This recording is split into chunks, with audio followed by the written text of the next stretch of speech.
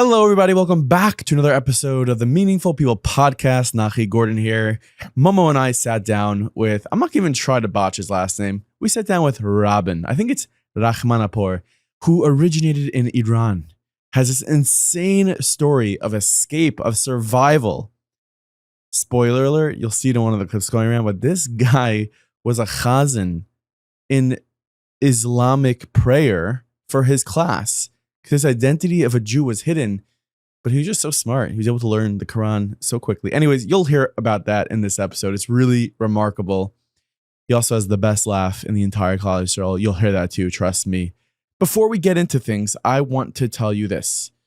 We've had some winners the last couple of weeks. People who commented on this YouTube video, you have won big, $200, some swag, and we are running another contest this week. So get your fingers ready. This is the question you need to answer. You got to comment on this YouTube video. If you're listening, head over to YouTube just for a second to leave a comment. This is what you need to comment in a sentence, in a few words. That's it.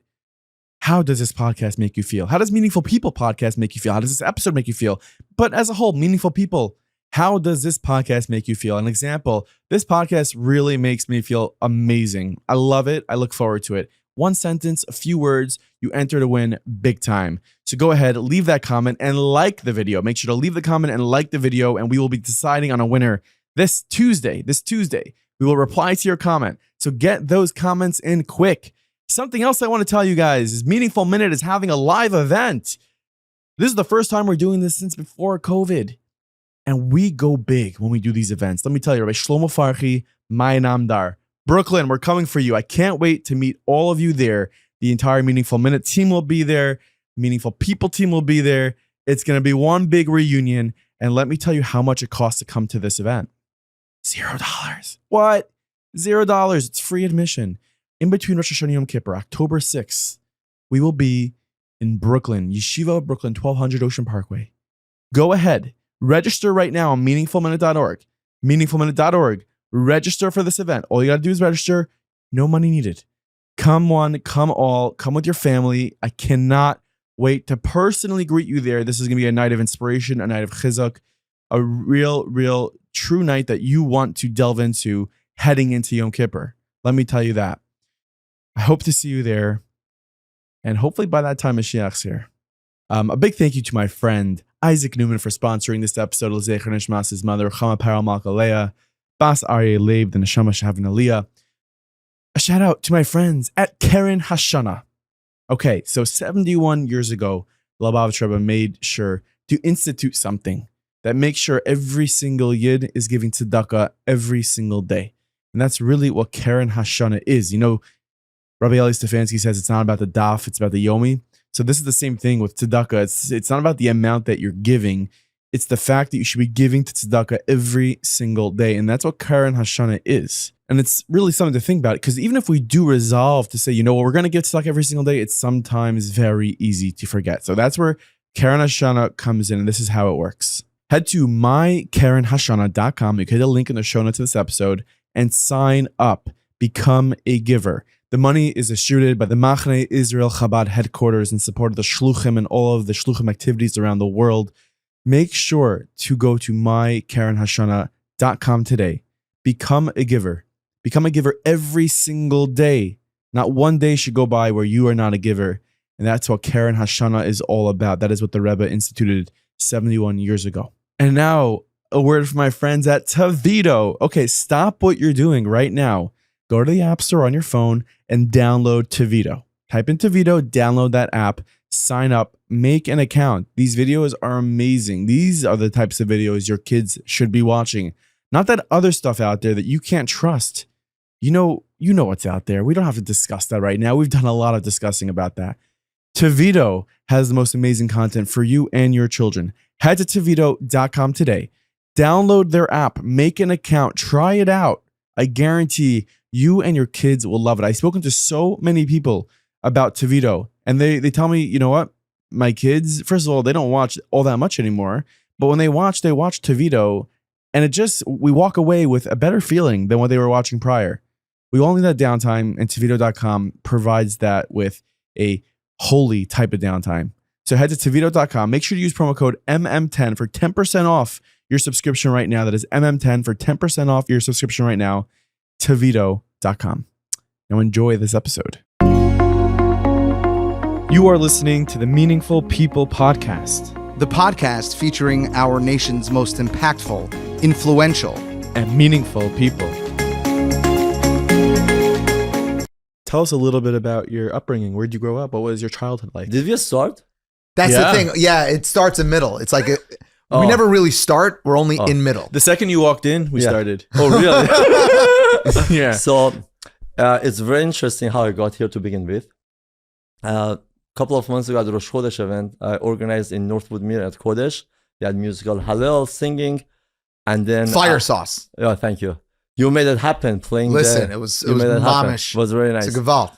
So after I gave Sion Masech and I gave my speech, two of my Persian friends, they come up to me. They live in the neighborhood, and we're talking. And said, "By the way, they want to. You're gonna be on this show, on this broadcast. They want to hear your story." I said, "What are you talking about?" I said, "Meaningful people." I said, "Get out of here! They always play a game with me." I said, "No." So it's basically Nate Rosenberg and Shemuel Lovian, 1.5 Persian. So the joke is, I traded 500 Persians in Brooklyn for 1.5 Persian in 5 towns. That's the joke. So I said, no, they're serious. And then they reached out to me. That I said, okay. So the past month that I was thinking about this, it's been 4 decades since I left Iran. I left in 1986. And now I was thinking about it. You know, we send our kids to camp every year and we have anxiety, we're nervous. Are they going to be comfortable? Where are they going to sleep? What are they going to eat? Are they going to be in a good place? And don't forget, they're a couple of hours away. They're in a very safe environment. They have a bunch of counselors, Rabin. They have so many people, and that they're watching them. So imagine me living at the age of 13 from Iran to be smuggled out, to go from my city Shiraz all the way to Pakistan is 1,500 miles. Took me about a week. There was no cell phone. For a whole week, my parents didn't know if I made it or not. And they're handing me to these Kurdish smugglers. Wow. They're Afghani, Pakistani. Like, your parents were still in Shiraz yes, at the time? Yeah. What was going on? What was the, the environment in Shiraz at the time? In Shiraz, to go back in history a little bit, Persian Jews have a history going back over 2,000 years. Yeah. And I'm from Shiraz, and up to 60, 70 years ago, the Jews lived in a ghetto. There was a section of the city, they were very poor. They didn't have much money to go by. And the more interesting part is, there was this rabbi from Holocaust. He came to Iran after the Holocaust. His name is Rabbi Levi. And he noticed that people know the tradition. They know that halacha Moshe Messina kind of. They didn't know how to read. They were illiterate when it comes to Hebrew. They were saying Kaddish. They wrote it in Farsi and they were saying it. So what he did was, he came to America. He approached. There was a gentleman by the name of Shalom. He was he had factories, like paper goods factories, and he spoke to him. He said, "Listen, I need to do a fundraising and take Judaism to Iran. They didn't know what's going on over there." And I think he raised like $200,000. Talking about 60, 70 years ago. Wow, that's a lot of money. So he came back to Iran and he started schools, mikveh, opening up shuls, and he literally teaching adults Aleph Bet, and then not only that, he started yeshiva in Iran. My father was one of them that attended yeshiva for a few years, learning Gemara, like really higher education, and they produced a lot of Talmidei Chachamim. We have like Harav Baranes, like he's really like one of the main rabbis from Iran. He was from my city. He went to Israel. He got Semicha from Harav Yosef, came back to Iran, and really not only they flourished in Judaism, they also flourished in becoming more wealthy. Imagine, I went to that ghetto area. It was not such a pleasant place to live. They all became very wealthy, Persian Jews from 60s and on. So you're talking about jewelers. Garment was very big in Iran. Pharmacists, doctors, engineers. We had everything. To get further, in Iran, Friday was an off day. Friday was their Chabad or Sunday here, let's say. So Fridays, everything was closed. Market, the shopping district was also closed on Shabbat. Even Muslims would close because they said Jews are not opening, Jews are not doing business. It came to that level that really changed the whole perspective of Judaism, especially in my city, Shiraz. And we had a few cities, and this Rabbi Levi opened up shuls and schools in different cities, in Tehran, Kerman, Mashhad, Esfahan, in different cities, really flourish in Judaism and bringing really the whole concept of religion to Iran. And so everything was beautiful till 70s, and then the revolution happened. So when the revolution happened, everything happens in the beginning, becomes very extreme and become very harsh. And they were picking on two ethnics, the Judaism and also the Baha'is. We got lucky, the Jewish people got lucky because we had Baha'is. You had what? What are they? Baha'is is a different religion. They have a place in Israel. Their prophet is buried somewhere in Israel. You heard of that before? Baha'is. I'm not familiar with them, no. So the Muslims respect Jews because they believe, this is their mentality. They believe that Moses came and it was Judaism. Then Christianity came. Then Muhammad came. And this is the ultimate religion. That's why they believe that they want the whole world become Muslim. This is their belief. So the Baha'is, they believe in another prophet that came after Muhammad, contradicting their thing. So after the revolution happened, they killed a lot of Baha'is. I remember my father was a doctor in Iran. He was a psychologist. So he had a few friends that they were killing left and right. Because they felt they were a competition to their prophet. No, because they believed it was anti-Muslims and they need to be killed. It was sort of like a reform Muslim type? No, it's a totally different religion. Different. Okay. It's anti-Allah. They're doing a mitzvah by killing them. So Jews, what happened was there was a gentleman. He was a very wealthy man. His name was El-Hagian. He was in Tehran. So they arrested him. He was very wealthy. They arrested him and they say he's a spy for Israel. So they killed him. So Jews panicked all over the country. I remember my father came home.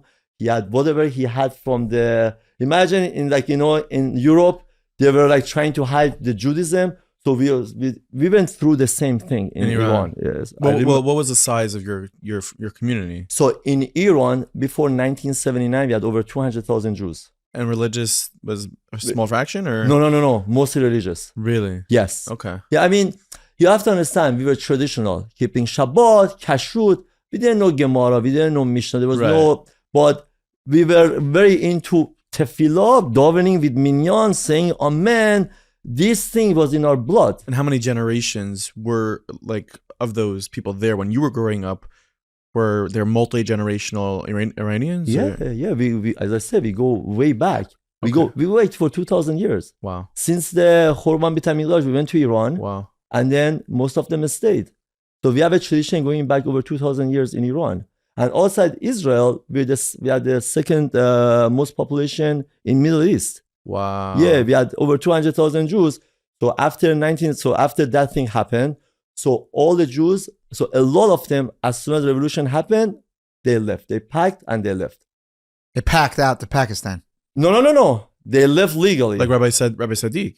You know Rabbi Sadiq? Yeah, I heard of him. So he left also around that time, or his parents left, and they came to the States. So most of the Jews, they left in 1979, right by the revolution. A few months before, a year after, they were able to leave legally. Okay. They got on an airplane. 12 hours later, they were in America. They went to Israel. Mostly they came to America. So after 1981, things was getting really bad. And there were a couple of people in the government, they were going to different cities, rounding up people, Muslim, this, that, killing. There were a lot of killing. As a kid, I saw a lot of hanging on the street. Really? Yeah, on Fridays, it was a common thing. In the square, they would hang a few people. Did that not make you extremely anxious and worried? Yeah, I mean, everyone was. The whole community, especially. See, we were on edge because we were Jews. Even Muslims, they didn't know which night they're going to knock on whose house to take them away. And this is all about from the revolution. Right after 1979, things changed in Iran dramatically. But that's 7 years that you were in that climate. It sounds like Yeah, all I the way mean, to 86. You and your family said. stayed. No, You we stayed. were staying. Yeah. So I was at the time, 1979, I was like 6, 7 years old. And then I left in 1986. So what happened was after 1981, things from bad got to worse. We had a war with Iraq. That was one of the worst wars. Couple million people died, 9 years, no one was winning. It got really bad, and they were bombing our city.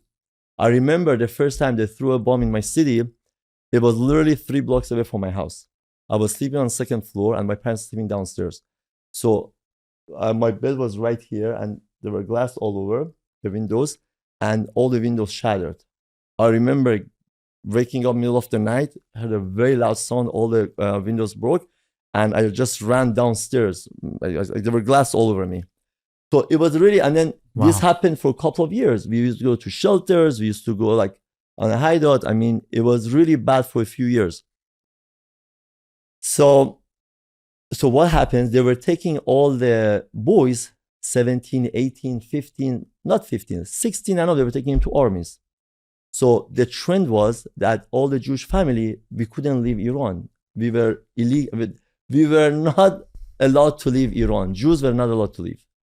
We were stuck there. Who was allowed to leave during the revolution? Muslims, they can go travel anywhere. Yeah. But Jews, they were stuck there. Why? Because we ran the economy there. Oh, and they were scared if you left. They didn't want us to leave for whatever reason. I think personally that was the reason, because like they wouldn't let us leave. We couldn't leave. But at this point, I mean, in 81, 82, when your family's still there, it sounds like a lot of those 200,000 Jews had left already, right? No. Not a lot? No. So they left, some of them left. I don't know the ratio, but between 1981, 1982, my 2 uncles left in 1979. They were single. I had 6 cousins. They started living from 1982 till 1985 because they didn't want to go to army. The problem was army. So parents decided, not girls, boys, mostly boys, to be smuggled out. First was through Turkey, and then they closed that road. And then after 1985, they started going from Pakistan. So the journey was really crazy because the day I left Shiraz, Thursday at 12 o'clock, they threw a bomb in my city. Wow. And this bomb, this is a shul, this is a church, and this is a mosque. The bomb went between the mosque and the church. And I heard later that nothing, not even a window broke in the shul. It was the most famous shul. Can you say Rabbi Zadeh? It was like the most famous shul in Shiraz. It was the biggest shul. So that day I was leaving, they threw a bomb 12 o'clock. So we got delayed. And it's interesting. Before I leave, I broke my ankle. So I was on a waiting list. We didn't even get a call. So that's tough timing, though. Yeah. So I broke my ankle. What were you doing? Played soccer. I was like, I played for a few leagues. I was very good in soccer. I was I was the first Jewish kid to be in 3 different leagues. I was playing for my school. I was playing for my neighborhood, and there was a little league that was affiliated to the Shiraz soccer team. So since I was like 9 years old till like 13, I was like playing soccer in next level. So you broke your ankle right before you about this. So Sunday I took out the cast after 2.5 months, and I was told I'm leaving on Thursday. Imagine, no physical therapy, no nothing. And like I'm leaving on 1 foot with 3 broken bones. So Thursday we start leaving. So we had to go from Shiraz to Zahedan. It's about 850 miles. It was like a 14-hour drive. So it was me, 2 other kids in the car. They're like older, like they were like 20, 21, and the driver. So did your parents sort of sit you down and explain to you what's about to happen? I knew I'm leaving. I was looking forward to leaving in Iran. What was the moments? I mean, you're leaving illegally. You're being smuggled out. Yes. So what if you could just take us through those? We can air this publicly, by the way, right? Yeah. Okay. Oh, that would be funny. Like this whole conversation's off the record. So, wow, that'll do it to me. The moments before you're leaving, right? Those leaving illegally, and there's a chance you might get caught. What is going on in your house? It's very interesting. I think I was too little to understand what's happening, and I knew a guy, he was a few years older than me, that he was lost. So if you wouldn't make it, no one could ask what happened to this kid or to that family. No one knows what happened to them. So I knew there was one kid that was lost. No one knows what happened to him, whether he got caught or he died on the way, because the process of leaving was extremely dangerous. Imagine. So when we got in the car to leave, the driver noticed I had a talit katan. He saw it. He got very upset at me. God, I told your parents you can't have anything religious. Take it out. So I took it out from under my shirt. Then he goes, do you have anything in your bag? I had a little small bag, maybe 3 shirts, 3 pants, like literally small bag. Good for only, it's like for like a weekend getaway. He opened my bag and he found a kippah and siddur. He took those 3 pieces and threw it away. Wow.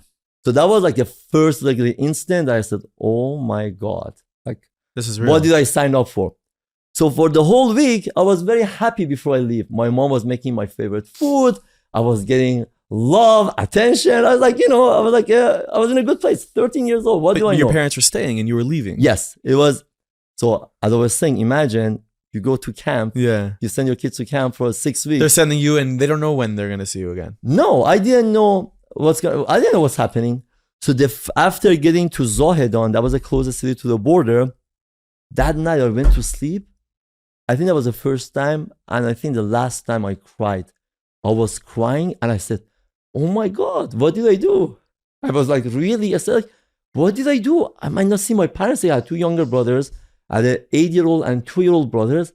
Like that night, it was like the hardest night for me. Most people, they start getting emotional before they leave. They cry, they hug. By me, my mom didn't cry. My father was very strong. Like literally none of that. So when we got to Zohedon, my father asked the smuggler, like, when is like the sensitive time? He says, tomorrow by sundown. Friday night by sundown, that's when we're gonna cross the border, because we were leaving. There were bases that protecting the border, and we could see them because they had lights going around. So from Zohedon, we drove out of the city. Then he went sideways, middle of nowhere. He drove for 10 minutes. We got off the car on Friday, right on sundown. I think there were like 10 of us. There were like different people came from Tehran, and there were 3 of us from Shiraz. So they told us keep running. So I'm on 1 foot running. My ankle still hurts. So we ran for about 30 minutes, 20 minutes. We were running, and then it was like a mountain. Sit here. We sat there for a good 1 hour, and then they brought camels. They brought like 8 to 10 camels. So each camel had a driver. So we sitting behind the thing, behind the guy who was riding us, and we kept on going. So this happened, let's say, from 8 p.m. till like 3-4 in the morning. The driver who drove you to that point, he I presume was the only adult on this mission. Yeah, because it was me and 2 other boys, and they were older. Like one was like 17, 18, and one was like 21, 22. And he's still with you at this point, or So left? he dropped us off by that point, and then there were people waiting for us to do that running for like 30 minutes. And then he told us to wait there in that point till it gets really dark. And then they brought camels. So each of us on each camel. By the way, I think they were smuggling something else beside us. So one guy said they're smuggling TNT, another guy they're smuggling Persian rocks. Whatever it was, we were sitting our feet extremely wide, and we're going for like 7-8 hours, and they were going fast. And then at one point we heard gunshot. I don't know but we heard gunshot, and we could see the lights, the bases. We were going through them. So I kept asking the driver, how much longer? He goes, behind that mountain. An hour later, how much longer? Behind that mountain. So that mountain became 7-8 hours. So till like 3-4 in the morning. You're on a camel. On camel. 8 hours. And how'd the camel do it? Oh, they do just fine. Oh yeah, they're fine. They're built for that. Come on, have you ever watched movies? Camels, they could run for hours. No food, no drink, no nothing. A little Medrash didn't say that to me. I don't know. So like 3, 4 in the morning. So we got off the camels. Obviously we were on the other side. And then we were like resting. One of the camels threw up on someone. You see? I told you, there's no way they can handle this. So then they bring a pickup truck. 10 of us get behind the pickup.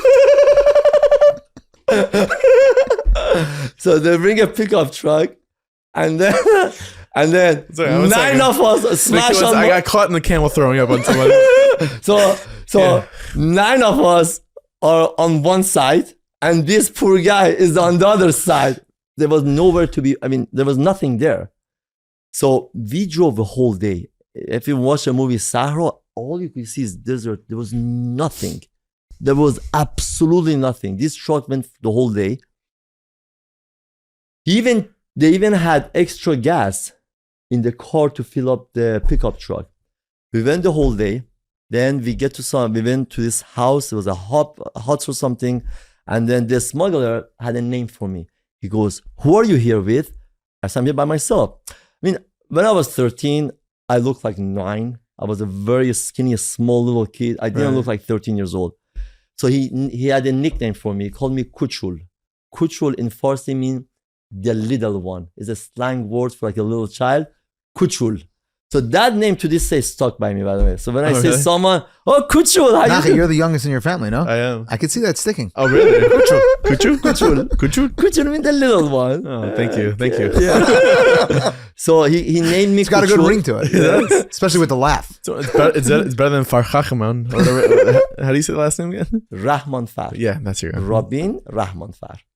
It's not so hard.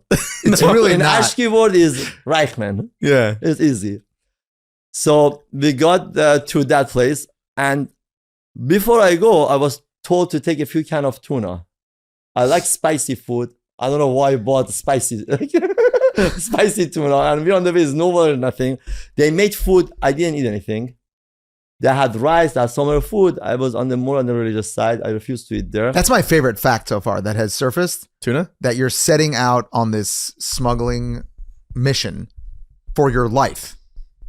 But the spicy tuna, you made it. So You remember the spicy tuna. yeah. Love that. I didn't know there was spicy tuna back in the 80s. Sure. I thought this was a new thing. So actually in Iran, we never ate we never ate anything cans. Everything was fresh, homemade. So before I go, I was told it was a fancy store in a fancy neighborhood that sold that kind of. I remember the store. It was extremely fancy.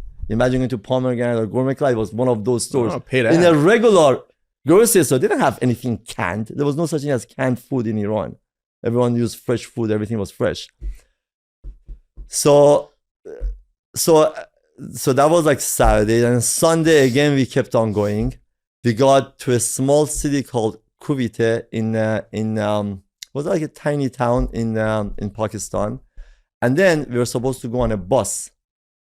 So we got on a bus, and a few hours later, so we were passing checkpoints, even from Shiraz. I forgot to mention it. From Shiraz to Zahedan, we passed a bunch of checkpoints, especially right outside the city. And since they threw a bomb, we got off easily without them going. There were checkpoints in the city at night. There were checkpoints all over. There were like guards patrolling the city. It was really crazy.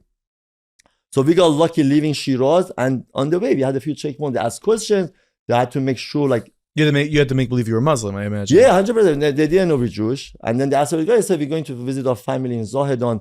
The driver gave us like a story, and it's funny. He wrote the direction. He had a tissue box in a car, and the direction was under the tissue box. Wow. Yeah, like So if they would have picked up that tissue box. whatever. I don't know. I don't know. It was the direction where we're supposed to go and stuff like that. It was a direction of how to smuggle you guys out. It was basically Wow. that's exactly what it was. So then we're on the bus. We get pulled over in Pakistan, and then the guards come in, and we look different because we didn't have a Pakistani. You know, Pakistanis, they wear like a long robe, like the Arabs. Yeah. So we look different. They pull us out of the bus, and the next thing you know, we're in a Pakistani jail. If you watch the movie, they show Prison Break. It was a big wall and there was nothing there. That's where we were. And the only food we had, I mean, we were, Marshall.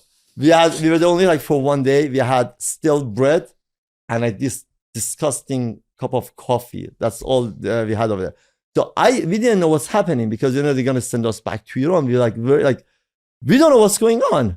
So apparently they just wanted money from our smugglers to let us go. So they were negotiating, I guess. So that was a very scary part of the journey, like being in this Pakistani jail. So now after that, so still my parents have no idea if we made it or not. How many days from the beginning is this already? So when from you're in the jail? Thursday till Wednesday. And like, how would they know? They're gonna You get had to make a call okay to let them know we're safe, and I had a code with my parents. And when were you supposed to get there? We were supposed to get Tuesday, I think. Monday or Tuesday. So they're probably extremely nervous because they didn't get that call yet. No, they didn't get that call yet. So Wednesday, we got to Karachi. There was a hotel called Imperial Hotel. That was all the Persians would go. It was sounds 2 floors, nice. 30. Yeah, it was like a club. It was so funny there. Sounds hysterical. Yeah. So when we got to that hotel, I made a call. So we had a call with my parents. Which word is a safe word and which word is not a good word. So I said, because they had to pay the rest of the money to the smuggler. And my father had to negotiate with the smuggler. He said, listen, he's a little kid. Right. I need a child discount.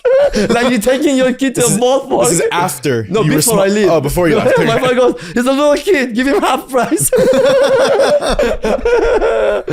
So I was safe there. We'll be right back to this episode in just a second. A quick word from my friends at Amudim. Amudim's fundraiser is very soon. It is this week.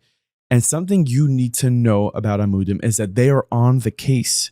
You know, Amudim is one of these organizations that are one of its kind. When a family is going through a crisis, whether they have somebody who's going through addiction, someone who's going through a mental health crisis, someone who's going through different issues, Amudim is there for them. Their case managers are there for them. And they have an insane budget to keep up this activity. None of us really want to ever have to use Amudim's services. And it should be the schus that you give to Amudim that you won't ever have to use them.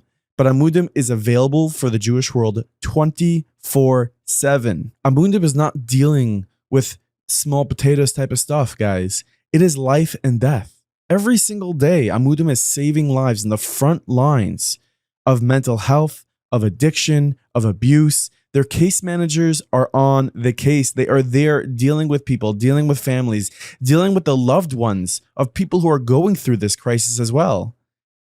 It's really something that we can't take for granted, what Amudim does. You know, I remember during COVID, Amudim, and maybe even they still have it now, but Amudim had this mental health hotline 24/7 available. I remember if David Cohen gave a psak on Shabbos, people who even call during COVID specifically if they need help. I'm not giving that psak. I don't know if it still exists, but you know what I mean? Amudim is at the front lines, always. They are always there for us. And now it's our turn to be there for them. They have an amazing program, Unite to Heal. I believe I have a segment on this program as well.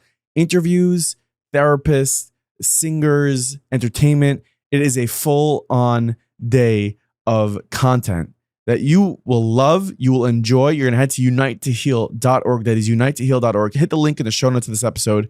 Make sure you are watching it. I hope to see you on there. And make sure to leave a donation so Amudim can continue doing their holy work. This isn't an episode if I don't talk about my friends at Colel Chabad. You know, the Sephardim already started Slichas. And that's like prime time. That's the time when you want to make sure you're giving tzedakah. You're giving tzedakah through the Colel Chabad app. You're going to head to pushka.cc/meaningful. You're going to download this app. You know that 10,000 people a week are giving tzedakah through the Colel Chabad Pushka app. It is, first of all, that noise. Really? Give me that noise right now. That cha-ching sound, that sound is what stirs the Sutton big time, says the Baal Shem Tov. Download the Pushka app right now and start giving tzedakah through Colel Chabad. We did an episode many, many weeks ago interviewing Rav Shalom Duchman from Colel Chabad. What they do is unbelievable. I think it was like a $120 million budget. What they do in Eretz Yisrael, the families they take care of, the poverty they take care of. Colel Chabad is an amazing organization. And now giving tzedakah has become so simple, so easy, but also so meaningful. Download the Pushka app. Head to pushka.cc/meaningful. That is pushka.cc/meaningful. It's never going to feel so good to give tzedakah. Trust me. Pushka.cc/meaningful. No, I tell you something also. When I was in school in Iran, from 1st to 5th grade, they didn't know I'm Jewish. Not only did I know I'm Jewish, I learned Quran. I used to pray with them. I know how to pray properly. They do a little like netilat yadayim / mikveh, washing your feet, washing your hands, proper of washing your head, take off your shoes. I used to put a stone in front of me and I used to pray with them. This is when things were good in Iran? No. This is after revolution. Revolution After happened when I was revolution, in second grade. Okay. So third, fourth, and fifth grade, it was in a school with 600-700 Muslim students, and they thought I'm Muslim. I used to read Quran, and I was so good at reading because I was a Khazan in my shul. My father was a famous Khazan, and I became the Baal Koreh. Every morning, we used to line up all the classes. I used to do Hazyun. Hazyun means Allahu Akbar, Allahu Akbar. I used to say Bismillah ar-Rahman ar-Rahim, Qul Allahu Ahad, Allahu Samad. I was the Khazan for 600 Muslim kids in school. Can you give me a little bit of like what you do? Yeah. Allahu Akbar, Allahu Akbar. Wow. Yeah, so I was very good at it. And I know Quran. I could read right now. I could read and write. I'm fluent in reading and writing Arabic. We learned in school and I studied in school. So things changed for me when I went to middle school. So we had from 1st to 5th grade in one school. So we had middle school, 6th, 7th, and 8th grade. So 6th, 7th, and 8th grade, that was a game changer for me to leave Iran. Because I was when it came to religion, I wouldn't back out. When they were saying, so it was a thing, they used to call us dirty Jews. They believed if I touch a Muslim's property, especially if my hand is wet, we have the same concept in Judaism, becomes tameh, impure. They used to call us najas, Jude najas. That was like a really nasty word to say to someone. So they knew I was Jewish in 6th because I didn't attend the classes anymore, because I wouldn't go to Quran classes. I would just stay outside, and a few kids they picked on. I was the only Jew in middle school, like 500 kids, and the only thing saved me being a star in playing soccer because I played for the school. And the first game we played against the champion of last year, I had 2 famous goals. I had in soccer is behind the 18-yard line. So it was a free kick. They had a whole line on the left side and the goal you see is on the right side. If you watch highlights of soccer. So I'm lefty. So it was from the right side. So I was able to curve the ball and hit the upper net on the left side. That was one goal. And I had a second goal. It was a corner kick. Someone hit it and I had a scissor kick. I had a reverse kick. So those 2 goals, and that was the first month of school. They said, "Oh, Rabin Rahmanfar!" Like I was there. But meanwhile, I'm Jewish, and they were picking on me. So I had a few bad scuffles with Muslim kids. One kid called me a dirty Jew in a class. We're like, "Najas, this, that." I said. So we started fighting. I literally threw him out of a window, and wow. I was small. I was a small kid, good, but yeah, I never backed out when it comes, someone says something to me that related to my religion. I took it very personal. Not 1 or 2. I had a fight with another kid. I broke his head. He was jumping at me and I took his head, banged it. He had stitches. He came with a cone to school. I had to pay for that window, by the way. I came home, I had money. It was 100 toman, I remember. How about the kid? Oh, the kid, it is what it is. Fight was common. That heals. Yeah. That heals. The window ain't school healing. wanted the money for it. The window you got to pay for. Rabin threw a kid out the window. We need money for the window. So one time, 5 kids, they chased me down. I tried to cross it, a motorcycle hit me. So things in 6th, 7th, and 8th grade got really bad for me. And I had 2 debates. One in 6th grade. I had a debate. It was the algebra class. And the teacher, a kid was chewing gum. And the teacher said, in English doesn't sound so good, but the way he said in Persian, I'm just trying. He said, "Why you chewing gum like a little Jewish girl in the ghetto?" So I got up, middle of the class. He didn't know I'm Jewish. I said, "Excuse me, why are you labeling Jewish people? What is that supposed to mean?" So, "Rahmanfar, you Jewish?" I said, "Of course I'm Jewish." what are you talking about? I said, and we were in back. I said, by the way, by end of the year, I'm gonna be best student in your class. I'm gonna take home the trophy. Because every year, end of the year, whoever gets the highest grade. But you outed yourself. You said you're Jewish. Yeah. No. In middle school, they knew. Okay. 6th, 7th grade. It was the first week of school. Right. And he was trying to make a point. Why are you chewing gum in the class? Right. You know, schools was very, very strict in Iran. And when I was in 8th grade, the imam that was teaching Quran found out that I'm playing sports during the thing. And then I took 3 kids from my class to play soccer. So this imam that was teaching Quran found out Rahmanfar, the Jewish kid, took 3 boys out of the class to play soccer. So I got punished. He made me sit in Quran class in 8th grade. So I'm sitting there, I'm doing my thing. And then he wanted to pick on me a few times. I said, I challenged. I said, how about one day you give me the platform and I'm going to bring you what says in the Torah. So really? I said, yeah. So I went home. I sat down with my father. I wrote about 20 pages. Wow. I went back to the class. I brought every raya, of course, with my father's help. My father is genius. I'll get to him in a minute. I placed my case that Moshe Rabbeinu, we have the Torah, we have a history, I said we are the chosen one. Just look at the history. But by the way, in Iran, we didn't know about Holocaust. They didn't teach us in the school. We didn't know anything. I didn't know till Holocaust. Then I went to Austria. Did you and your family know about it, or they just didn't teach us in the schools? There was nothing. We knew history going back 2,000 years. But you didn't know what happened 20 years prior. No, they didn't teach us. It was exempt in all the histories. There was nothing about Holocaust. Wow. Actually, I watched a couple of movies, Nazi movies, and I remember one movie. End of the movie, the guy wanted to electrocute himself to save the prisoners running, and I heard Shema Israel. I said, is he Jewish? Like, I watched a Nazi movie and I didn't know about Jews. Wow. It was like, You know, it was that crazy. It's kind of crazy, but it's almost what's happening in our schools today. in the Oh world, yeah, that's 100%. where they're just trying to make believe it didn't. I found something very fascinating about the way you shared your experience defending that girl who was chewing the gum. And No, it was a boy. It was a boy. But It was a it was boy. like an insult. Like you he look was like saying like, okay. It was only boys in the school. We had no mix. But he said you look like a good girl. Right, chewing right, gum right. in a ghetto. yeah. And In the ghetto. your reaction to first of all come to his defense was also that I'm going to excel in this class, which is very counterintuitive, right? Because a lot of times teachers say something that a student takes offense to and they write the teacher off. And you took that adversity and you said, you know what I'm going to do? I'm going to be the top of the class. What can you unpack that So way of thinking? basically, when I was from 1st to 5th grade, I was the best student. I took the home every year, the best honors. I was really there. Even in Quran, I was number 1. Imagine. And I knew all the halachot. I know all the Muslim. And I tell you, every halakha they have is from us.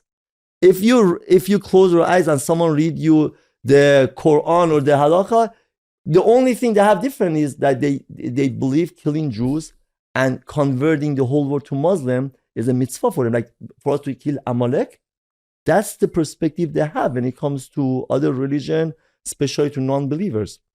So I knew I knew I was a top student till 5th grade. And I was in middle school, I was the same way. And to go further, I remember when I was like 7 or 8 years old, there were food stands on the street. So I grew up in a Muslim neighborhood. And I used to play soccer. They loved me. And after that, I was spit at. I have a mark right here. Someone hit me with the pen and literally I still have a mark on it. I mean, I have a couple of marks from when I was a little bit younger. And Like a scar, right? yeah, I have a scar Yeah. right here. And it happened like almost over 40 years ago. I still have a scar right here. And it's very interesting. So one time I was influenced to eat non-kosher. And it was not like you have to understand, they eat halal.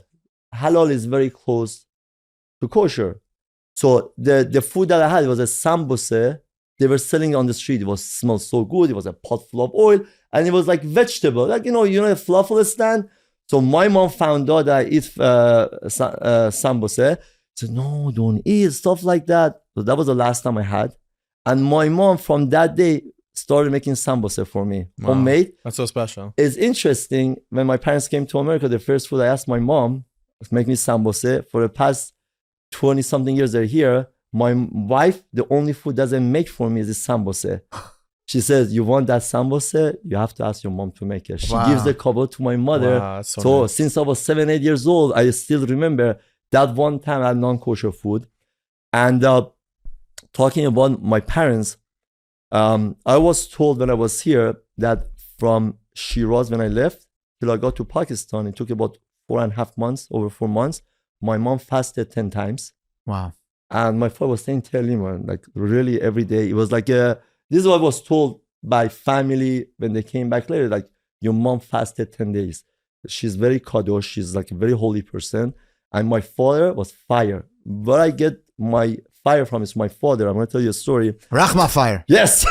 Rahmanfar. Rahman fire sauce. Yes. That's what they call him, or that's what you just made up? No, that's the last syllable. No, he didn't know my last name till today. He just told me So my father was had a PhD in psychology, and he was in a hospital, and he was in Iran. Either you would excel in something. You become a doctor, you become a merchant, or you become someone in a religious, become a teacher or a rabbi. My father was everything. My father was a very influential person in community. If someone had a Shalom Bayit issue, my father was there. My father was a shochet. I remember going with him house to house during the summer, doing shechita for 40, 50 chickens and people. That was the way to go. My father was a shochet. And I remember Megillah reading. I remember one night he went to 3 different shuls. And my father says Megillah in 20 minutes, word by word, without eating one letter. He's known for being a famous Baal Koreh. For someone from Iran, it's current events. Yeah. He's a fastest Torah reader. He knows everything inside out. And he was zochet to be in a yeshiva that was built for like a few years. He learned Gemara there, and it was the only time they taught Gemara in Iran. I mean, now they got back into it the past few years. And so when he was in a hospital, so after the revolution, he was in a position to be head of the psychiatric hospital in the state. But the state was Fars. Shiraz, Fars, like New York. So they demoted him, and then they even tried to fire him. Because he's Jewish. So this was their Tana. They said that we want to know why the past 6 years you did not work on Shabbat. Mm. So they fired him without pay for 6 months, and he had to give his response in writing. So he wrote over 100 pages to submit to court. He brought raya from Torah, from Quran. Remember I told you I had this debate with the teacher a few years later? So he wrote over 100 pages and he submitted. Not only got back his job back, there was a raffle in the hospital. They were giving a car away. Guess who won the car? Really? My father won the car. It was a brand new car. So the thing was that Rahmanfar didn't work for 6 months, didn't get paid, but he won a car. When Hashem wants to give, he gives. So that's one story. So the other story with my father is, so they made him retire in the end, and had a younger brother, he was in the army. So my father tried to buy a business. So when he comes back from the army, he has a business, could start his life with. So my brother comes back from the army, and cosmetic stores was very hot field, a hot store, I guess, whatever. So my brother was in the store the first week, and this is like beginning of the revolution.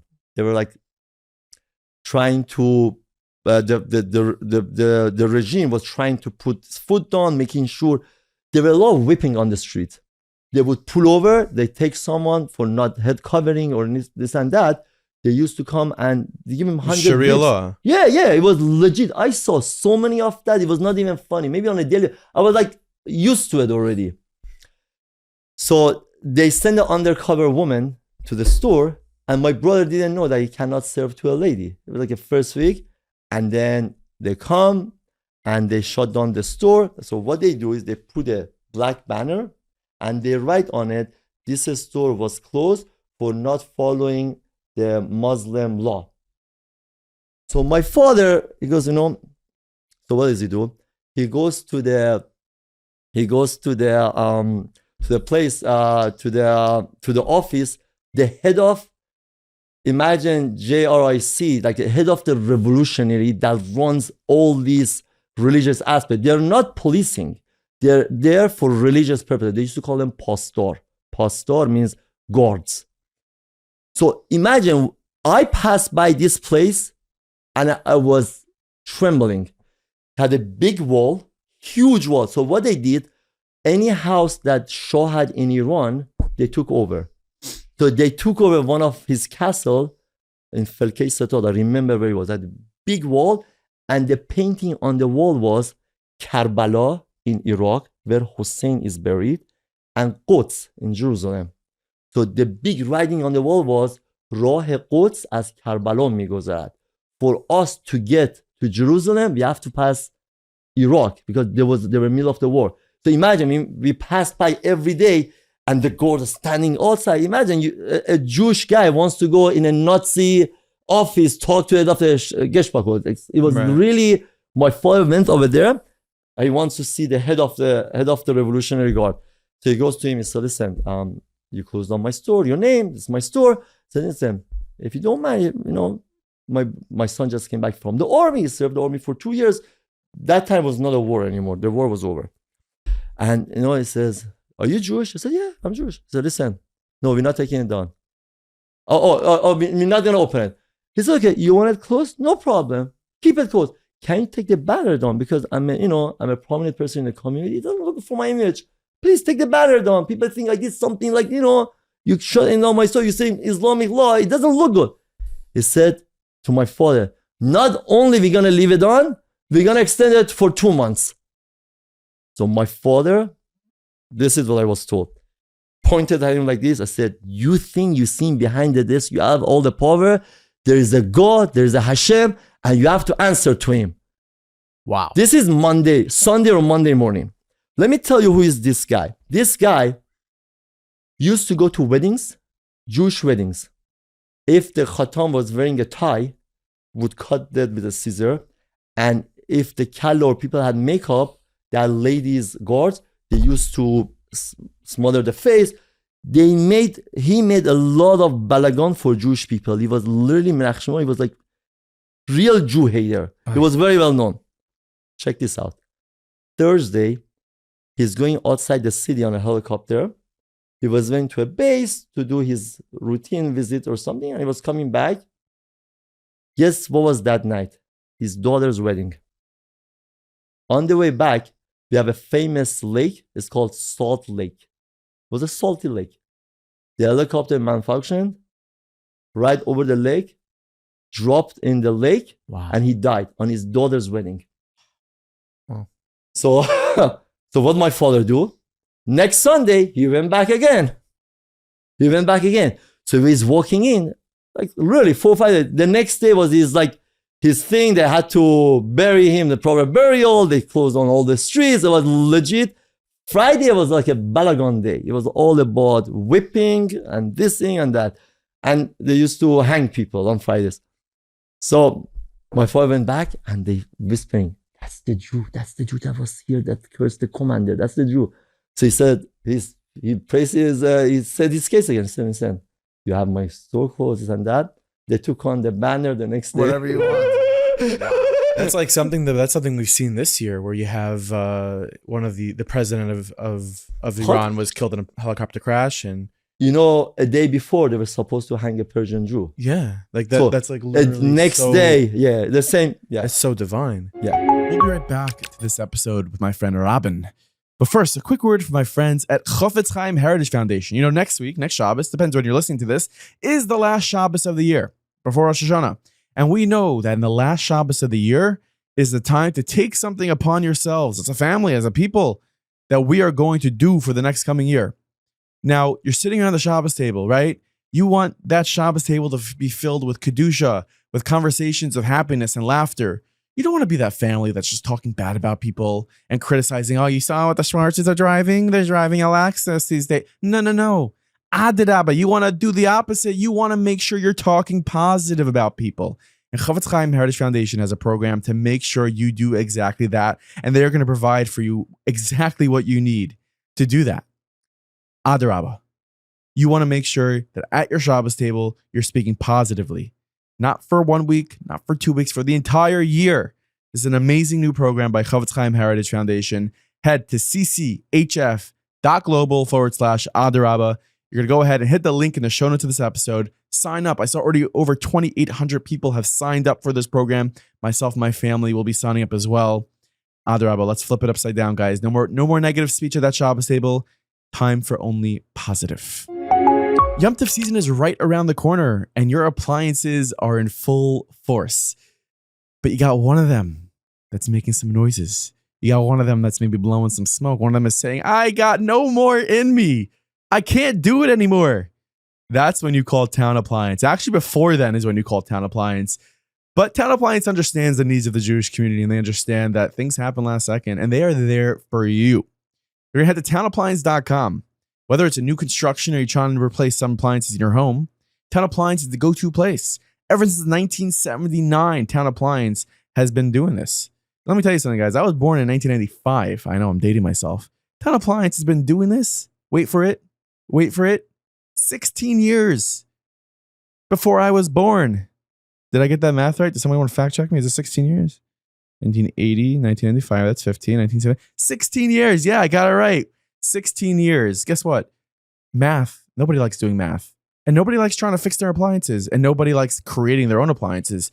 So you go to Town Appliance and you go to math professionals and you go to a car mechanic when your car's not working. You go to the best. That is townappliance.com. Head to townappliance.com. How long did you spend in Pakistan? So in Pakistan, it was this hotel called Imperial Hotel. It's so funny. We were 10 people. We got 2 rooms and we stayed there. Everyone, they left after a week. I got stuck there. Average waiting time was a month. We went to ICM and then the visa comes. Either you would go to Israel or you come to Austria to come to America. So I was part of the group that was going to Austria. So I'm going every day. I'm checking. It was not coming. So I became the guide. After a month, I was the guy go-to guy. Show you around. Anyone came every week. People are coming. I take them to ICM. Very good deals on backgammon in Pakistan. Backgammon was beautiful. They had that nice backgammon with the wood, with the crate. I knew where to buy the leather jacket. I knew where to buy a tape, and I was a negotiator. And then after a month and a half, I started wearing Pakistani clothes. I bought the clothes. I just wanted to blend in. I used to go through the city. I used to take people. This is the park. This is take your kids to play. This is very good goodies. And we used to buy like a tape recorder, and they had tapes. They had tapes back in the days. Tapes they had with the Persian singers. I know where to buy that. And I used to negotiate on a paper. He would write 30 rupees. I would write 8 rupees. He would write 25 rupees, 10 rupees. And we shake hands. I didn't know how to communicate with them. We didn't know each other's language. How old? You're like 14? Yeah, I was not even 14 yet. Wow. Yeah. So I was in Pakistan for 4 months. So I became the tour guide. And I didn't, after a month and a half, I didn't have money and I didn't have a room. The whole hotel were all Persians. So I slept in the lobby on a couch. Imagine. The smugglers just left you there? They're like, what? See you? Yeah. That they did their job. See, it was a system. Imagine going from here upstate, you're still in this. But what was the destination you were trying to get to? Is that the place? Visa to Austria. Yeah, I was in Imperial Hotel in Karachi, Pakistan. But you were trying to get then to Austria or the United States? No, Austria. Austria and then the United States. Yeah. We had to go to Austria, and from there we have to come to. And it sounds like it was taking months. So everybody left after a month. I was there for 4 months. I broke the record there. I was there for Pesach. They didn't want to lose the guide. So and then I became good friend with the phone guy. So when they called from Iran, I was chilling in there. Like literally, I was like the butler of the hotel. Let's put it this way. I was very involved. I used to take care of people. I tell them where to buy things. I told the ladies not to go to the market. It was disgusting. Where the bakery was, I had to make bread. I told all the ladies, You don't want to go see how they make bread here. Used to cook It's over like there. you were like a Yelp before Yelp. Yeah. So I was the guide. I was there for 4 months. And eventually when my visa came, they threw me a big goodbye party. They made me a stew with rice, with no meat, of course. You know? Rabin, it's a really good thing nobody made you laugh when you were trying to smuggle out. 'Cause I had that laugh. So I know it's funny. We got some kosher food. I think they brought from Israel for Passover. We were so locked in. There was hard salami. We ate it before Pesach. So eventually I got to Austria. And Austria, so when I got to Austria, so it was much more organized. We had like, we were like a bunch of boys in an apartment. Like they put like 8-9 boys in like a 2-3 bedroom apartment. It was much nicer. It was a different vibe, a European country. So the first Chabad, I went to a Hasidic house. For the first time, I see Schmeitel. I saw the chaos. So I'm sitting down. They said they're serving fish. I'm looking.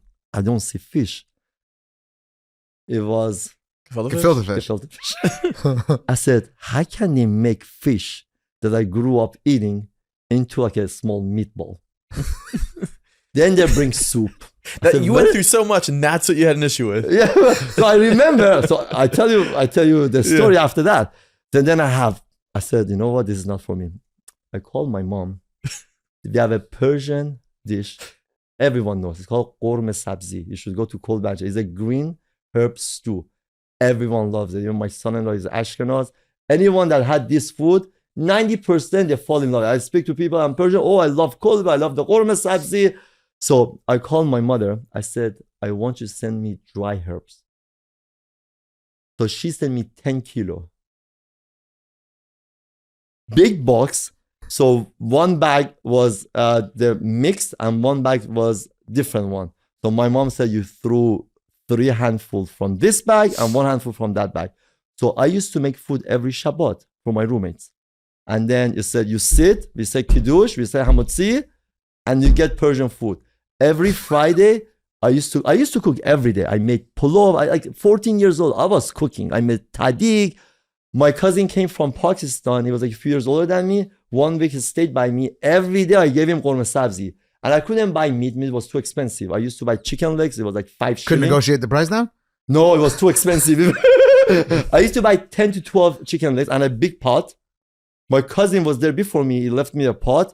I used to make food. 5-6 months I was making food there.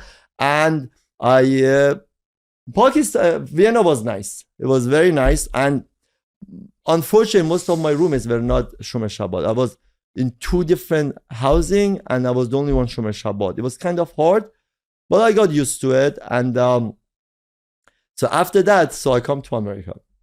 So my uncle was in Miami at the time. He was in, I don't know, Rabbi Zuwaik Yeshiva in South Beach. Sure, yeah, of course. So my uncle was in Colel over there. So I go there. What year is this? 1988 Okay. in January. So I go there. Miami Beach, you can't go wrong. 5 minutes away from the beach, beautiful weather. It was 80 degrees in January. So I go to Mesivta and I was classmate with Rosh Yeshiva's 2 sons, Elchanan and Yehuda Zweig. Now they're both big rabbis in South Beach. They were a year or 2 years younger than me. So I was in high school over there, and first Friday they say we're going to park to play football. So excited, football over there. We go to park. Was that English as a language was entirely I didn't know foreign. English. I didn't know English so much. Okay. I knew how to read and write, but see, when you're not in the environment, I can't speak Hebrew for my life. Right. I could read. I cannot have conversation in Hebrew. It's impossible. So it was the same way back then when I came here. I didn't know English. I was passing by. You know, it's like, you know, trying to get my point across. I'm sitting in a high school, and I'm trying to learn Gemara. I never learned Gemara in my life. So the first Friday, they said we're going to park to play football. I was so excited. I waited 3 days. We go to park, and they see this oval ball. I said, "Where is the football? This is not football." So they said, "No, this is American football." Oh God, you're be kidding me. Calls his mother, says, "I want to come home." They told me the game. You run, you catch. I had 4 touchdowns my first game. So what happened after that? So I finished the year in Miami, and then I had a best friend, Maurice Taban, and my cousin Moshe Mapuyan. They went to Telz in Cleveland. They went there for Elul, but I was in New York working, so I got there late. But they went already to Telz. So my cousin and my friend come back, and they tell me over there, my friend is my age. He had his family. He has his mother here. His brother was a rabbi there. He was also a teacher. He said they put him in 11th grade. So meanwhile, in Miami, I'm in 10th grade. Because in Miami, that time, they didn't have 9, 10. They had like 3. It was a small, they were starting up. So I said, you know what? They convinced me to, my uncle, go to Telz. It's good. I said, you know what? I went with the flow. I went with my cousin and my family. We go to Telz after Sukkot. 1 week there, I called my uncle crying. This is not for me. I didn't sign up for this. I want to come back to Miami. Imagine. Cleveland, I'm a 14, 15-year-old kid. Don't look at this hair. I cut it short. I have long, luscious hair. I have a small knitted kippah. I have leather jeans. I have, I had jean pants, leather pants. I had jean jacket, leather jacket, small kippah. I didn't belong to be in Telz. You're talking about Telz with Rav Difter, Rav Chaim, Rav Pesach. I mean, what am I doing there? 3 Persian kids with like 400 yeshivish, like literally, and they didn't promote college. It was like, I told my uncle I'm coming back. He said, no, you're staying. After a week arguing with my uncle, my rabbi was Rav Zalman Gifter, Rosh Yeshiva's son. So I told Rabbi, I need a makeover. I bought a suit, 3 white shirts, 3 gray and black pants. I shaved my head, put a kippah as big as yours, size 6 or whatever it was. Everyone came, is he okay? What happened to him? The only thing they didn't force me to do anything. I did not put a hat on. I was not ready for a hat yet. I was the only kid not wearing a hat in Masifta. And I tell That's where we draw the line. Yeah. you know, when you do something and you represent something, I believe you have to earn it. Mm-hmm. You can't fake things. You have to be genuinely inside out when you're doing something. You cannot do false advertising. That's what I believe in. So I don't think the hat was for me at the time. So then what happened? Baruch Hashem, I love sports. I was in gym every day. I went from the worst player in basketball, nobody wanted to pick, to be a best player. I mastered a hook left hand shot. Nobody could block. And the whole thing is a lucky shot. You could ask Chaim. So I was in gym every day, playing frisbee, football. And I started learning, and I had a very good rabbeim there. It was not like, in today's yeshiva, they say you don't belong to inside the box. You don't belong in certain schools. But imagine me going to Telz. I had no business being there. I had Rabbi Hellman as a mashkiach, sweet rabbi, like really helped me grow learning Gemara. And I love learning Gemara. I loved it. And he was a phenomenal basketball player back in the day. Who? Rabbi Hellman. You know who I'm talking about? Rabbi Anshel Hellman. From Telz? Yeah. Tall Rabbi. Yeah. Oh. My father learned in Telz with Rabbi Hellman. Oh, so you know the yeshiva. So I had Rav Zalman Gifte was his first, he was like young. He was his first year being Rabbi. I had Rabbi Nodis and Rabbi Levi. Rabbi Nodis, he was a Rosh Mechina because Rabbi Levi retired. And his Gemara class, for me, I was like a little kid on Titanic. I just went for the ride, just trying to fit in. It was very hard. Imagine going to Telz first day. You know what we learned? Yevamot. Mm-hmm. I like Yevamot. All these cases, are you kidding me? I go after Sukkot, I'm learning Yevamot, and I never learned Gemara before. So and then I had a couple of scuffles there also. A few kids tried to sing. We straightened them up. We got friendly with everyone. Did all the windows remain intact? Yes. Okay. And Purim was my highlight in Telz because the movie Batman came out in 1991. So I went with a bunch of my friends to rent a costume. No one would dare get that costume. It's not yeshivish. I told the boys, my Ashki friends, dude, you rented, I wear it, $60. It was a lot of money at the time. They rented and I wore it. And I was so tipsy, I was jumping on top of the cars, I was on top of a tree. I don't remember much, but I had a lot of fun for him.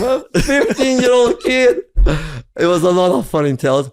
And then, so I finished 11th grade, and 12th grade I was in Rabbi Levi. Rabbi Levi was different level. because you would give a shiur. And Rabbi Hellman first said that before the shiur, he would come, whoever was supposed to give a shiur that day, he would have a chevra. We used to learn with chevruta, but he came with 5-6 boys to make sure it's prepared for it. I gave a couple of classes. I gave shiur. I learned the Gemara, Rashi, Tosfot, and a couple of here and there, whatever it was on it.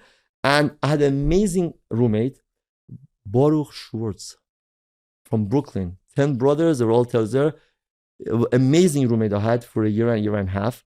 And we used to learn Musar every night before, Telz was crazy. You had to make your bed. It was just like army. In the morning, it would wake you up with music.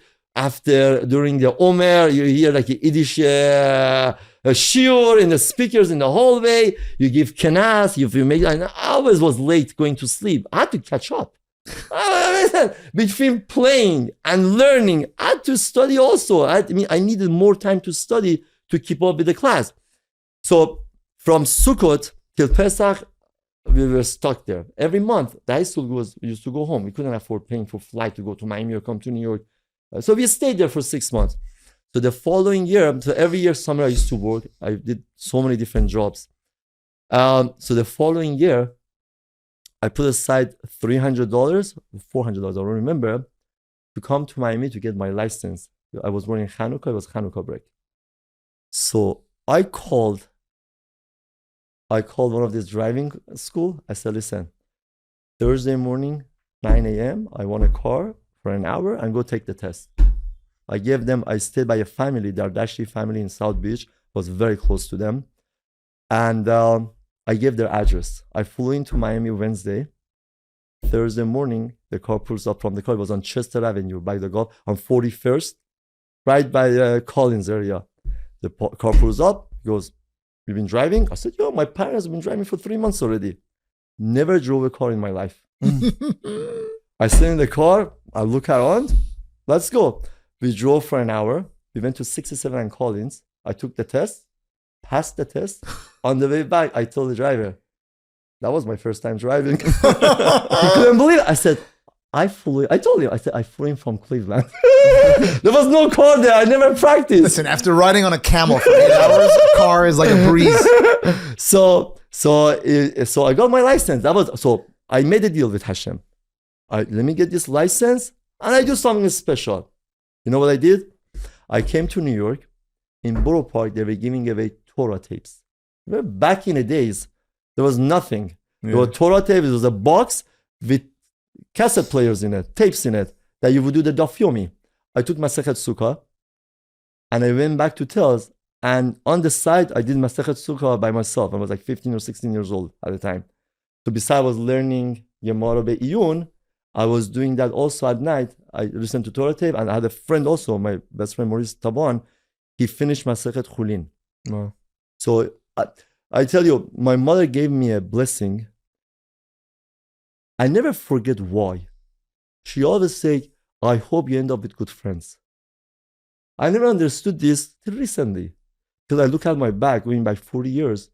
I said, I was zoche to be surrounded with Hashem. Put me in every step. It was challenging. It was hard coming here. No parents, no family that much.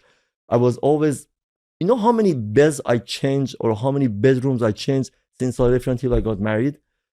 I went through so many, and then I was there for 2 years. Baruch Hashem, I finished high school there. And then I went back to Miami again. So starting college now. And every summer I was working. I worked in Camp Morris from Chaim Berlin. I was there for a year. I was waiter in a couple of restaurants in the city. My cousins had restaurants. So every summer I used to come to work. And I used to hustle on the side. We get there. And then, so then I went back to Miami. Thank God I'm back in Miami again. My uncle goes, you know what? Because I promised my parents I'm going to be a rabbi and a doctor. When you're born, after your Brit Milah, there's an extra bracha that they give to a boy. You're going to be a doctor. So I had to be a doctor and a rabbi. That's my father. So my uncle said, go to Baltimore near Israel. They love Persians there. And they could go to college. It's a good place. And they have and Rabbi Zubair also recommended, because over there, was more Persian friendly. It was more established for many years. My uncles were there, 2 of my uncles. So I go to Baltimore. After Sukkot again, I go to Baltimore. So I see one Persian boy doing medical school. It took him 4 years to take 8 courses. It was taking, I said, that's not for me. So 20 other Persian boys, they're doing accounting. I take a class at night. I went to Catonsville Community College on a bus. That wasn't for me. And so what I did over there, I had license. And they put me in the high school classes. So I had friends, my Ashki friends again. So every month they used to come to New York on a bus. So I used to rent a car from Avis. I was 18 years old at the time. So not even 18. Because we made like a fake company, and then you could rent car under 25. I was the vice president. Oh, you got promoted. Yeah. From butler to Who was the president? Was one kid in Miami.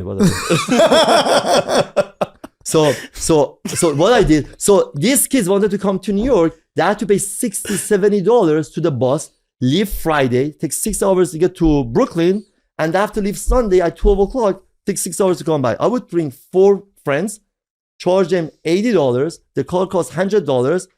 I would leave Thursday night after midnight. I got the car midnight. They would be in New York 3 door-to-door service. And then Sunday I would come back 7 p.m. So they had 2 days, and I used to make money. I made like $200 each trip. So I did a lot of side hustles. So, and by the way, I was also, when I went to Miami when I was 15 years old, I started being mashgiach for Passover. I did that for 7 years. I did that since I was 15 years. My cousin was a Rav Makshi of like a hotel on their NK, Rav Simon. He had like 20 hotels in Miami. He was in part of the yeshiva. So every year for Pesach, I was a mashgiach. And we were very good at it. Me and my cousin would go over 20 cases of easy off. I worked in a Shelburne hotel one year. They gave me the bakery room to clean. I went inside the oven. I was a little kid. I went inside the oven and those rotating oven that bake with the flashlight to make sure there is no trace of hummus in there. I rotated and I used to take a hose, washed on. My cousin would love the way I cleaned the bakery room. Wow. So I did 7 years mashgiach. I got engaged. And the rabbi said, please come back next video. I said, no, I'm done with the mashgiach job. I'm getting married. Then after that, I was very good in jewelry. So I changed line. I opened up a store. And Baruch Hashem, I'm there for 25 years. And a game changer for me was last year in November, a day before Thanksgiving. The migrants crisis. yeah. I had a couple of incidents in my store, no biggies in 25 years. I was Baruch Hashem, really. Hashem watched over me because I'm in a very tough neighborhood. So the day before Thanksgiving at 4 p.m., that was the week that my middle daughter was on project from YU in Israel. They were one of the first one. This is November. Exactly. After October 7th. Yeah. 40 kids from YU, boys and girls, and my daughter was in charge from the girls' side. They took 50 duffel bags. They raised $150,000. So the night before, I was at a wedding. I got so emotional. I was trying to collect money for my daughter. I collected $2,800. I was like, really? I was crying in a way. And I said, people, my daughter's in Israel. I was showing them because she made a chat. I was showing them what they do. Every day we were doing different things. She was on like 18 hours a day. Wow. They were making sit on the bus. They went to kibbutzim. They went to a flower shop, emptied the shop, giving business. They did barbecue. She said, Dad, we're doing barbecue, and I could see the bombs. They were so close to Gaza. So the night before I collected 2,800. The next day I'm at work, 4 o'clock in the afternoon. One guy comes in. He takes a tour in my store, and the older couple, I was serving them, my jewelry in the bag, sizing a ring for them. Then as he walks out, he asked me a question in Spanish. I answered him. I said, yeah, this is a 14-karat gold ring, about 500. So as he's walking, and I'm watching because I have a buzzer. As soon as he opened the door, he pulled it all the way, he goes in Spanish, aquí no hora 14, solo no 18, or solo hora 14. He doesn't have 18 karat, he only has 14 karat. Damn, I'm getting raw my skin. Close the door. Two guys come in. One holds the door with the Uber bag, turn around. He comes to me, pull out the gun. The other guy pull out the gun. He aimed at me and started shooting. So I go to my pocket. Oh, slow down. He shot. He aims at you and starts shooting his gun. Yeah. Like literally, sir, like I tell Point you. blank. So I go in my pocket to take I have a pink spray. oh, I what? took it out. I see a gun aiming at me. I said, this is not a fair fight. So he shot. I dived on the floor. So one guy is holding a door, and then he started shooting 5 shots. I show you the video in 45 seconds. So while I'm crawling on the floor, I said, what happened? What's going on here? It was like, it blew my mind away. And then I'm going to the buzzer to press. So I had an old couple in my store. I bring my head up. Again, the gun is pointing at me and shot one more time. The video, I didn't know about all this. The police, when they said, Robin, he shot at you twice. So the joke is, was he cross-eye? He was doing airball. Like, that was like really crazy. He broke 4 showcases with his leg. He had like boots on, and then they were in and out in 1 minute. Literally in 1 minute, they were in and out. So I pick up my bat to chase after them. They were on mopeds that city provides for them. So they were going between like 4 o'clock in the afternoon. It was busy. Streets were busy. Like people all over. They were dropping jewelry on the street. People like picking up. So I started running after. I said, stop, stop. Then he looked at me, took out the gun. I froze. I chased robbers before. I got my stuff back 3 or 4 times. But I froze. I said, what am I doing? The guy has a gun. I have a bat. So that was Wednesday. Whoa. And I come. I don't tell my wife. Thursday. You what? You didn't tell her? I didn't tell her Wednesday. Even Thursday, I worked on Thanksgiving. I said, you know what? Let me take a day off today. I go, really? So nice of you. What happened? So I got shot at. So we had a Toveedo in my wife's cousin's house. So usually I give a speech, like give a tour or something. By the Toveedo, I said, by the way, I was robbed yesterday. Well, he's joking. He's like, I said, no, seriously. My son, the other side, he has a headphone. What happened that? All of a sudden, he's listening. So I told my wife on Thursday, and that Chabad, I gave a Saudat Hoda. Apparently, when you get shot, you don't say Birkat Gomel. If you fly to somewhere, you say, but just give Saudat. So I gave a Saudat in Kodesh. I got very emotional. I had a special guest in my house that Shabbat. I had actually 4, I'm telling you, everything happens from Hashem. I had 4 Persian boys from Brooklyn. They came to my house. Oh, by the way, I run a youth minyan in Ortora Shabbat morning. When I went to Ortora, it's a big Israeli and a little bit Bukharian community. It's a big shul in North Woodmere. Sure. And then when I went 3 years ago, I see there are no kids in shul. Big shul, and the minyan starts 8:30 to 11:15. So I approached a rabbi and president. I said, listen, I just moved in 3 months after that. I said, listen, why don't you have a youth minyan? You know, I was involved in youth minyan in Brooklyn for 20 years. In Brooklyn, I tell you, when I started Daf Yomi, every Maseret I finished, I gave a crazy siyum in shul. In my shul, as yeshivish they were learning Gemara. There was no Daf Yomi in my Persian shul. After I finished the first cycle, the Balabatim started doing Daf Yomi.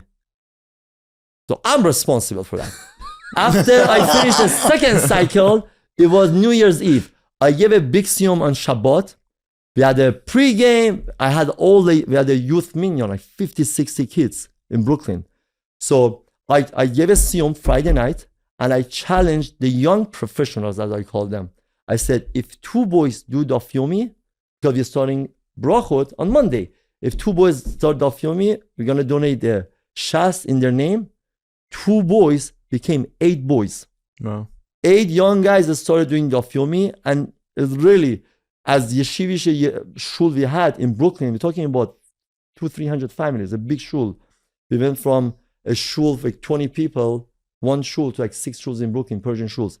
And also on top of that, I was very heavy involved in Simchat Torah events, because Young Israel was doing Simchat Torah every year. There was a gentleman donated $10,000 for candy for the community. So they came to me and said, listen, all the kids are going there. I said, listen, you got to invest to hold the kids here. So my friend of mine had his daughter, had his sister's wedding, Nissan Zori. He approached me and goes, Robin, we have to do something. He's a lawyer in Brooklyn. We have to do something to have these kids stay in our shul. I said, listen, let's do a fundraising. We bring candies. I did a fundraising. I raised $9,800 the first year. I collected from a 13-year-old to an 8-year-old. I had a $5 donation to $500 donation. They told me it's enough money. So I bought 200 candies, 200 each.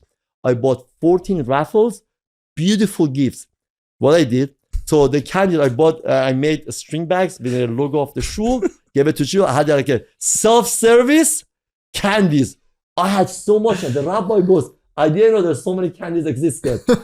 So, and between each hakafa, I did one raffle. You think one kid left the shul? Nope. Nobody left. Can I ask you a question? Yeah. One last question I have. Yeah. And we'll do l'chaim for your grandmother's neshama. Yeah. Your parents.